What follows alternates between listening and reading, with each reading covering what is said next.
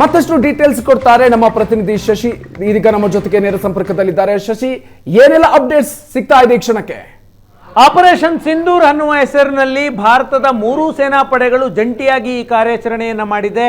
ಪಾಕಿಸ್ತಾನದ ವಿರುದ್ಧ ನಡೆದಿರುವಂತಹ ಈ ಕಾರ್ಯಾಚರಣೆಯಲ್ಲಿ ಭಾರತೀಯ ಭೂಸೇನೆ, ವಾಯುಸೇನೆ ಮತ್ತು ನೌಕಾಪಡೆಗಳು ಎಲ್ಲರೂ ಕೋಆರ್ಡಿನೇಟ್ ಮಾಡಿಕೊಂಡು ಪಾಕಿಸ್ತಾನದ 9 ಉಗ್ರ ನೆಲೆಗಳು 4 ನಗರಗಳ ಮೇಲೆ ದಾಳಿ ಮಾಡಲಾಗಿದೆ.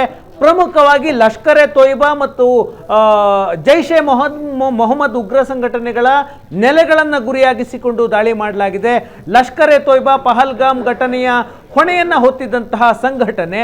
ಹಫೀಜ್ ಸಯ್ಯದ್ ಲಷ್ಕರ್ ಎ ತೊಯ್ಬಾದ ಮುಖ್ಯಸ್ಥ, ಮುಂಬೈ ದಾಳಿಯ ಸಂಚುಕೋರ. 2008ರಲ್ಲಿ ನಡೆದಂತಹ ಮುಂಬೈ ದಾಳಿಗೆ ಹಫೀಜ್ ಸಯ್ಯದ್ ಸಂಚುಕೋರ, ಆತನೇ ಪಹಲ್ಗಾಮ್ ದಾಳಿಯ ಕಾರಣಕರ್ತನಾಗಿದ್ದ ಅನ್ನುವಂತಹ ಮಾಹಿತಿ. ಯಾಕಂದರೆ ಲಷ್ಕರ್ ಎ ತೊಯ್ಬಾ ಉಗ್ರ ಸಂಘಟನೆಯ ನೇತೃತ್ವ ಹಫೀಜ್ ಸಯ್ಯದ್.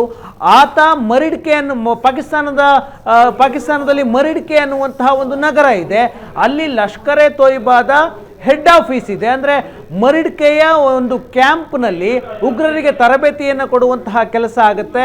ಆ ಮರಿಡ್ಕೆಯ ಕ್ಯಾಂಪ್ ಮೇಲೆ ದಾಳಿಯಾಗಿದೆ. ಜೊತೆಗೆ ಮರಿಡ್ಕೆಯಲ್ಲಿದ್ದಂತಹ ಹಫೀಜ್ ಸಯ್ಯದ್ನ, ಅಂದರೆ ಲಷ್ಕರ್ ಎ ತೊಯ್ಬಾದ ಮುಖ್ಯಸ್ಥ ಹಫೀಜ್ ಸಯ್ಯದ್ನ ಮಸೀದಿಯ ಮೇಲೆ ಈ ಒಂದು ದಾಳಿಯಾಗಿದೆ. ಮಸೀದಿ ಮತ್ತು ಮದ್ರಸಾ ಎರಡೂ ಒಂದೇ ಸ್ಥಳದಲ್ಲಿತ್ತು. ಅದನ್ನು ಟಾರ್ಗೆಟ್ ಮಾಡಿಕೊಂಡು ದಾಳಿ ಮಾಡಲಾಗಿದೆ. ಬಹವಲ್ಪುರದಲ್ಲಿ ಹಾಗೆ ಸಂಪರ್ಕದಲ್ಲಿ ಅಪ್ಡೇಟ್ಸ್ ಬರ್ತಾ ಇದೆ.